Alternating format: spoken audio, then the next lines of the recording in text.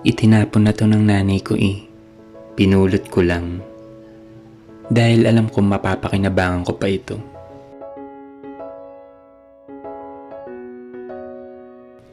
At gumagana pa pala.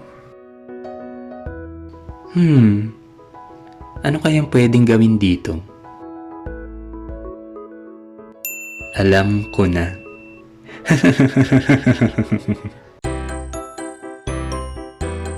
Halina't tunghayan niyo kung paano ako makakagawa ng hindi lang isa, kundi 2 DIY upcycle projects mula sa isang lumang orasan.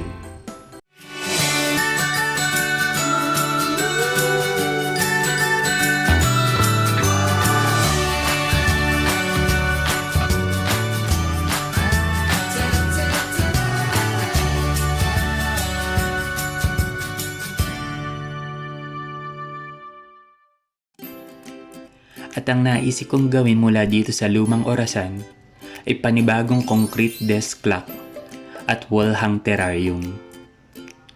Una sa lahat, i-disassemble ko muna ito para makita ko kung paano ko ihiwalay ang mekanismo ng orasan.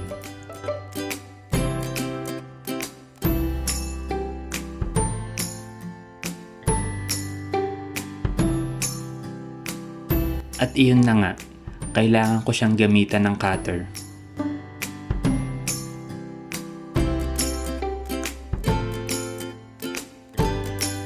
Tatakpan ko ng scotch tape ang mga butas at gagamit din ako ng lumang photo paper para magsilbing proteksyon upang hindi malagyan ng semento ang mekanismo ng orasan.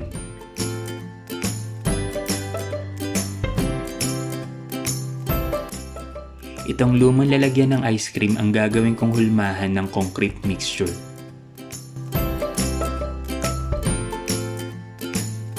Papahiran ko ng petroleum jelly ang loob nito, pati na rin ang nilagay kong photo paper para mabilis tanggalin kapag matigas na ang concrete mixture.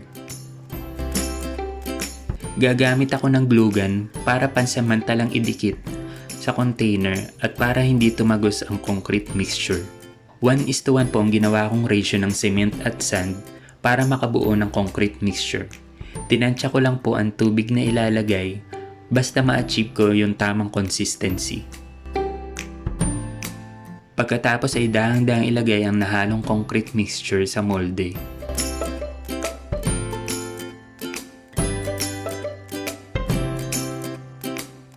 Aalog-alugin ko po para siguradong pantay. At hayaan ko itong tumigas sa loob ng 24 hours. At para sa pangalawang DIY upcycle project na wall hang terrarium, hahatiin ko sa 2 ang bilog na salamin sa pamamagitan ng glass cutter.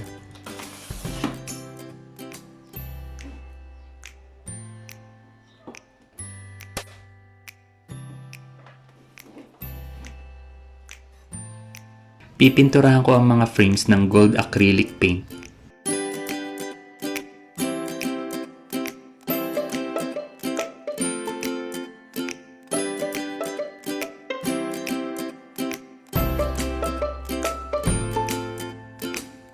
Patuyuin ng 5 oras. Ito na po yung aking naunang DIY upcycling project, yung minimalist desk clock. Matigas na po siya, pinatuyo ko na po ng 24 hours. So pwede ko na pong tanggalin dito sa container. Alam niyo po ba, nag-iisip pa ako nung una kung gagawa pa po ako ng mold.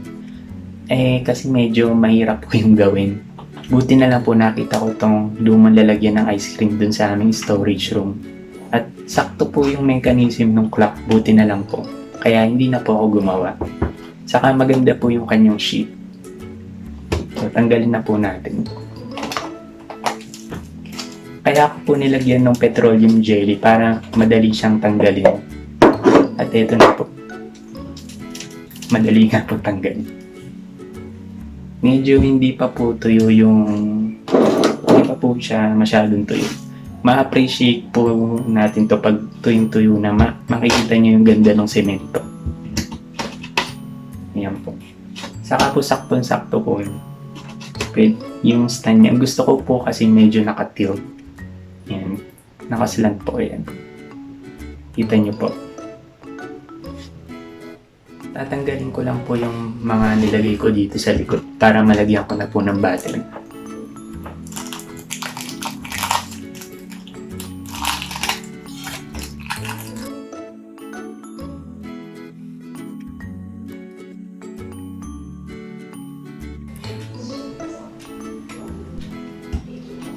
Yung gumagana po siya, buti na lang po hindi na-damage yung mechanism sa loob. Hindi ko na po lalagyan ng mga numbers kasi minimalist po yung gusto ko dito. Saka po yung uso ngayon, yung wala masyadong arte. Kasi po minimalist design, yung po yung ano, hindi. Minimalist design, it is characterized by simplicity, clean lines, and a monochromatic palette with color used as an accent. Yung accent color niya, ito pong second hand, yung red. So, yun na po yung pinaka-accent color niya. Pero, ang gagawin ko po siyang gold.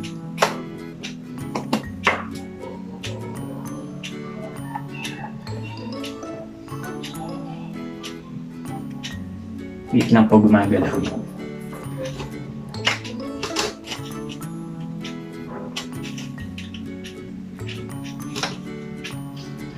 Sige na nga po. O diba po, social ng tingnan. Meron na po tuloy akong bagong desk clock. Pero sa side table ko po siya ilalagay.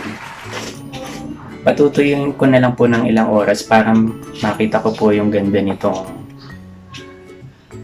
semento.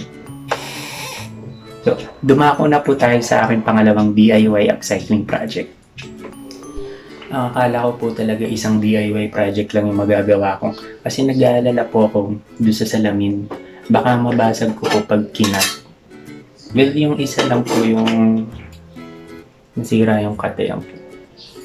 Pero okay lang po kasi yung po yung gagawin kong panlikod dito sa ginawa kong terrarium. So, successful naman po siya. Pero minsan po hindi po successful yung mga ginagawa ko, mga DIY. Minsan po nag-fail din po. Pero ginagawa ko na lang po ng paraan. Tulad po nitong, magagamit ko pa rin siya. Ganun rin po sana tayo sa totoong buhay. Pag nag-fail, bumangon po tayo. At dito po sa frame, hindi ko na po siya in-spray paint ng gold. Ang ginamit ko po itong gold acrylic paint. Ito lang po ay natira doon sa ginawa kong wall mural dati. Kasi po ang gusto kong ma-achieve na look ay yung shabby chic or yung mukhang luma. Ang shabby chic po ay style po siya ng interior design na kung saan ang mga furnitures and furnishings are either chosen for their appearance of age and signs of wear and tear. Yung iba pong mga bagong furnitures, sinasadya po nilang i-distress para ma-achieve yung appearance ng antique. At yun po ang gusto kong mangyari dito. Saka wala na po pala akong gold na spray paint. Kaya ito na lang pong acrylic paint ang ginamit ko. So buuin na po natin tong terrarium. Ang una ko pong ilalagay yung backing, yung nasirang salamin po.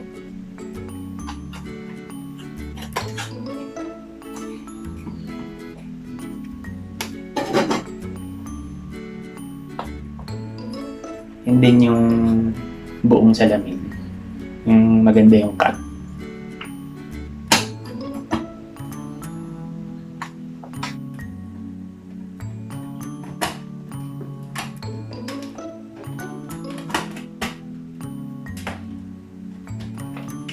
Ilagay na po natin yung screw.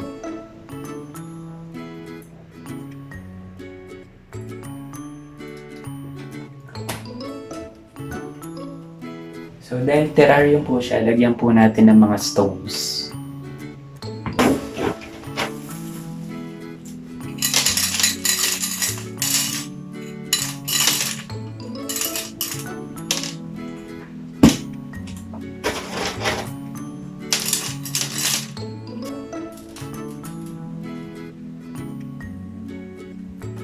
So ito na po, ayos po ba? At syempre, para makompleto, lagyan po natin ng halaman. Pero yung faux plants na lang po ang ilagay natin. Kasi po hindi, sa kwarto ko pong ilalagay, hindi na po mabubuhay yung totoong halaman dito. Pwede rin po siguro yung air plants. Pero mas maganda po kasi sa labas ang air plants is. So, lagyan na po natin.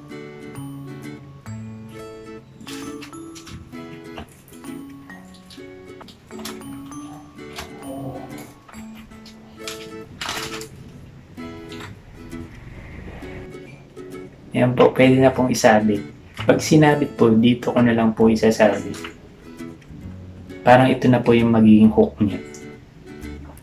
So mamaya po isasabit ko na po dun sa wall ko.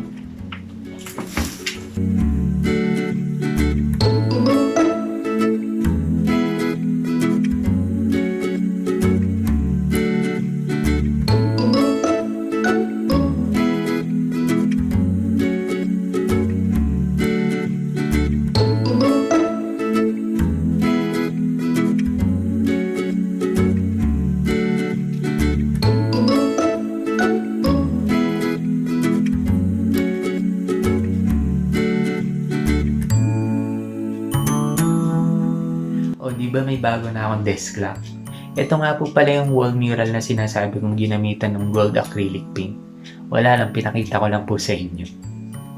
Ano pong masasabi nyo dito sa ginawa ko minimalist desk lamp at wall hang terrarium? I-comment nyo po at babasahin ko po iyon. Kung nagustuhan nyo naman po ang aking video, i-like nyo naman po at i-share. At huwag kalimutang mag-subscribe kung di pa po kayo nagsusubscribe. At pindutin ang mahiwagang notification bell para ma-notify kayo sa aking mga susunod na uploads. Panoorin niyo po hanggang dulo ang aking mga videos dahil doon po may clue ng aking mga susunod na gagawin.